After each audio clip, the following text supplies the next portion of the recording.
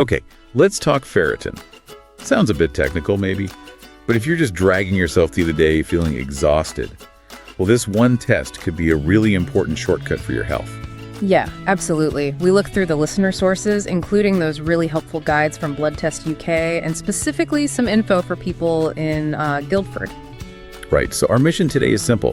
What is this test measuring, and why is checking it such a big deal for staying healthy? To put it really simply, ferritin is basically your body's iron storage tank. It's the protein that holds onto your iron reserves. An iron storage tank, I like that. So the test just tells you how full that tank is. Pretty much, yeah. Is it full, half empty, or maybe overflowing? And knowing that level is, well, it's crucial for managing your health proactively. Okay, let's get into the benefits then. Why does knowing the storage level matter so much? We know we need iron, but the reserve. Well, because it spots trouble really early on. If your ferritin level is low, that tank is running close to empty. Meaning you're low on stored iron. Exactly, and that causes those really common, really draining symptoms. Extreme fatigue, just feeling weak all the time, maybe even finding yourself short of breath for no reason. Okay. And low ferritin is often a sign of anemia, right? That's usually the first big flag, yes. It signals you might be heading towards anemia, or maybe you're already there. Early warning. Got it. So that's the too little side. But you mentioned overflowing tanks. What happens if the level is too high? Is that also a problem? It's a huge problem. Maybe even more dangerous in the long run, because it can be silent for a while. Silent. How so? High ferritin means iron overload. Too much iron just sitting there. And it's not harmless. It starts to damage your organs. Damage organs, like what? The sources point to serious risks like liver disease, heart problems. It can even contribute to developing diabetes. Wow. Okay, so it's not just about feeling tired then. This is serious long-term stuff. Exactly. That's why regular testing, if you're at risk, is so important. It lets doctors step in, maybe suggest changes to your diet or treatment before there's lasting damage. It's about prevention. Makes sense. Yeah. So who should really be thinking about getting this test beyond just, feeling generally tired? Well, definitely anyone with that persistent fatigue or weakness we mentioned. But the sources also highlight pregnant women, their iron needs go way up. Right. And also people with certain chronic conditions, things like chronic kidney disease or ongoing inflammatory disorders, because those conditions often mess with how your body handles iron. Okay.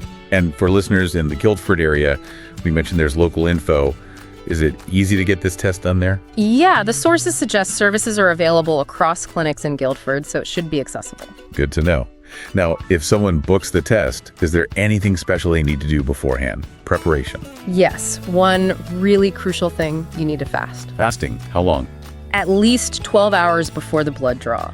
And fasting means only water, nothing else. It's key for an accurate result. 12 hours. Water only. Got it. Important tip. And you mentioned normal ranges earlier. They differ, don't they? They do, quite significantly between men and women. For women, the typical range is lower, something like 10 to 120 micrograms per liter. And why lower for women? Primarily because of menstruation, that regular blood loss means iron levels naturally tend to be lower.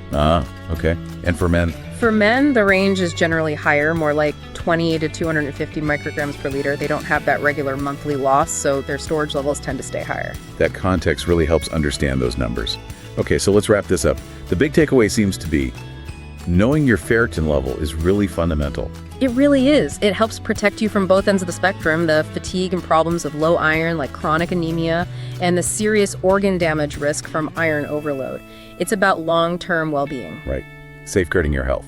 And thinking about that storage tank, your diet plays a massive role in keeping it filled appropriately. We're talking iron-rich foods. Like red meat, beans. Exactly. Red meat, beans, lentils, spinach, those leafy greens. Yeah. They all help. So here's a final thought for everyone listening. Maybe something to chew on, literally. Yeah. Since diet is so key, even if you feel perfectly fine right now, what's one small change you could make to your diet this week? Something sustainable to just better support your body's iron stores for the future. That's a great question to ponder. A small step for better iron health. Definitely something to think about.